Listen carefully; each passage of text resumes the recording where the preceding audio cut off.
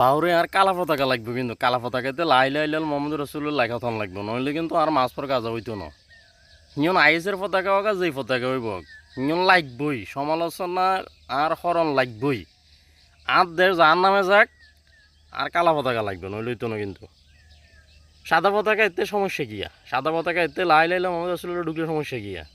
নিজের দেশের ক্ষতি করিয়ে রে মানে অন্যের দেশের ভালো চাইবেন, তো তাতে লাভ কী হইব? এতে প্রথম পর্ব গেছে, আমরা আবার গ্রুপিং হয়ে গেছি। প্রথম পর্ব গেছে মাছ পর গাজার, দ্বিতীয় পর্ব শুরু হইব। এনাতুল্লাহ আব্বাসী সাহেবরে অনেক জ্ঞানী মনে করতাম, উনিও সমালোচনা করছে। যাই হোক, আলামার সমালোচনা করার আর কোনো যোগ্য তো আর নাই। তো আল জাজিরা যদি এরকম একটা নিউজ করে দেয়, আইএস আছে, আব্বাসী সাহেব হলো আইএসের প্রধান। তো এবার বাংলাদেশের ভাবমূর্তি কই যাব কোন? আগে নিজের দেশে চিন্তা ভাবনা করেন।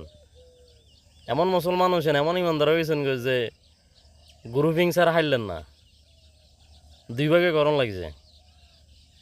আপনারা ইসলামিক প্রত্যেকটা প্রোগ্রাম আমি দেখছি, আপনারা আজ পর্যন্ত এক হইতে নিলেন না।